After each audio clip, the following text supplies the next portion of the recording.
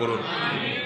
মানুষ যখন মিথ্যা কথা বলে, নবী করিম সাল্লাল্লাহু আলাইহি ওয়াসাল্লামের একটি হাদিস বুখারীতে বর্ণিত হয়েছে, তিনি বলেছেন মিথ্যা কথা বললে একটা সময় একটা বলে আরেকটা বলে মিথ্যা বলতে বলতে আল্লাহর খাতায় দুইটা তালিকা আছে আল্লাহর কাছে। একটা হলো মিথ্যাবাদীদের তালিকা, আর একটা হলো সত্যবাদীদের তালিকা। একটা লোক ঘন ঘন কথায় কথায় মিথ্যা বলতে বলতে তার নামটা মিথ্যাবাদীদের তালিকায় চলে যায়, লিস্টে চলে যায়। আরেকটা লোক মিথ্যা না বলে সত্যটা বলার চেষ্টা করে, মিথ্যা এড়ায়, এই এড়াইতে এড়াইতে মিথ্যা বাদ দিয়া সত্য বলতে বলতে বলতে সত্যের অভ্যাস করে, নিজের মিথ্যা বলার অভ্যাস দূর করে, নিজের সঙ্গে লড়াই করে এবং কথা বলতে গিয়ে থেমে যায়, আরে আমি তো মিথ্যা বলছি, আমার নাম তো মিথ্যাবাদীদের তালিকায় যাবে। আর মিথ্যাবাদীদের তালিকায় যদি যায়, আল্লাহ বলেছেন আলা লানাতুল্লাহি আলাল কাযিবিন, মিথ্যুকদের প্রতি আল্লাহর লানত এবং গজব নাজিল হয়, জাহান্নামে যায়।